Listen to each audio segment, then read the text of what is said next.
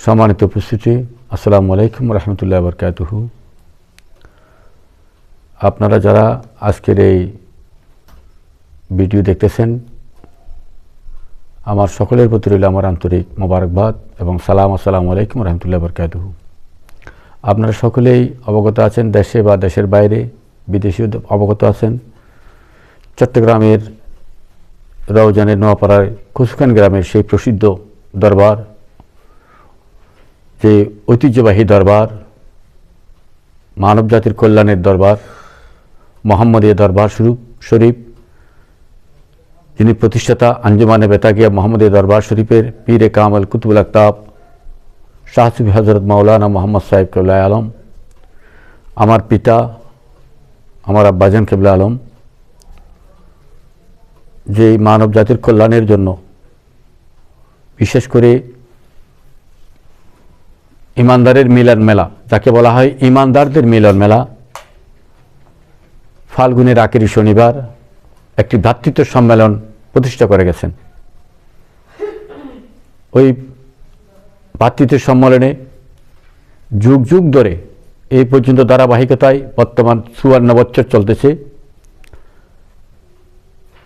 একে নেমে একের তরতিবে চলে আসতেছে, যেখানে শুধু একটি পরিচিত আদব। আমার পিতাজি বলে গেছেন, আদব রক্ষা করে চলবেন, পীরের দরবারে না, যে কোনো জায়গায় আদব রক্ষা করে যাবেন, আদব রক্ষা করে আসবেন, আদবটার দিকে বেশি লক্ষ্য রাখবেন এবং আপন পিতামাতার খেদমত সন্তুষ্টি অর্জন করবেন। এর মধ্য দিয়ে আল্লাহ রসুলের সন্তুষ্টি অর্জন করবেন।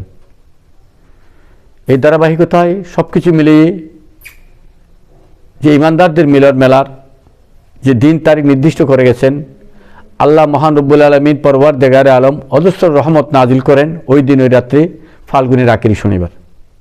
ফাল্গুনের আখেরি শনিবার, বিশেষ করে এই বছর এই ফাল্গুনের আখেরি শনিবার নূরুন আলা নূর পবিত্র মাহে রমজান শরীফ পড়েছেন 24শে রমজান, অর্থাৎ মার্চ মাসের 14 তারিখ পড়ছেন। আমি ওনার ছোট ছেলে হিসেবে, ওনার গোলাম হিসেবে, আপনাদের খেদমতদার হিসেবে সকলের প্রতি আন্তরিকভাবে আমি দাওয়াত করছি।